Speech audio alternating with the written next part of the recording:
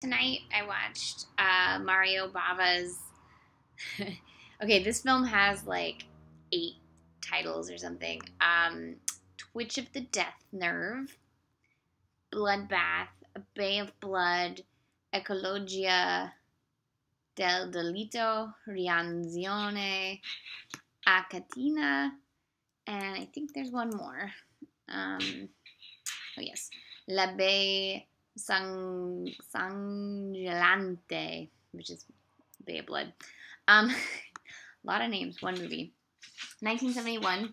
It's basically the grandfather of the slasher genre that would take over the 70s and pretty much dominate the 80s. Mario Bava is, you know, I actually hadn't seen any Mario Bava till last year. He made a lot of these films that in Italian are known as Gaio films. You should look that up. And all that it means. But he did them with a lot of horror. They're like detective crime things, but when he took over, when he started working in the genre, it was all very like detective solving really gruesome crimes. I've seen a few of his films, not all of them, because he's one of those guys that made like 1 million films. But he's one of those guys that when you see his movie, you know you're watching a Bava movie.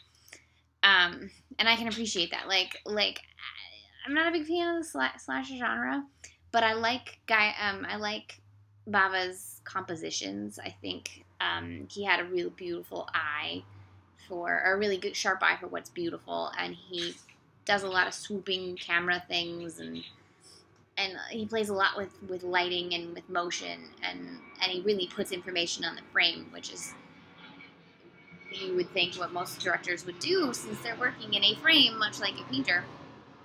But a lot of directors don't think that far into the process. That said, I guess this is a very controversial Bava film because he kills 13 people in this movie, and they're very gruesome. And he had like a special effects guy come in and make it look as violent as as make the violence as real looking as possible. And I guess a lot of film critics at the time called it pornographic.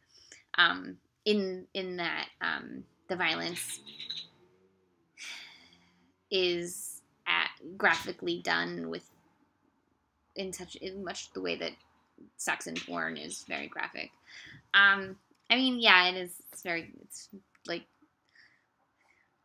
it's a very violent film. But I mean, if you are familiar with Bava, this is what you're gonna get. I guess this is his most violent, but what I've seen has been pretty violent. But it's such staged, orchestrated violence, as graphic as it is. It's still so orchestrated that you know that you're watching like a cartoon almost. And this is a really convoluted plot. I can't even explain it to you. And a really, really, really strange ending.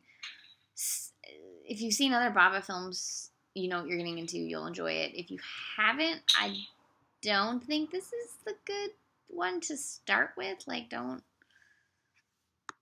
start with it, because it's like jumping into the deep end, you know. I also watched, I forgot I was going to talk about this first because I watched it this morning, but I also watched, oh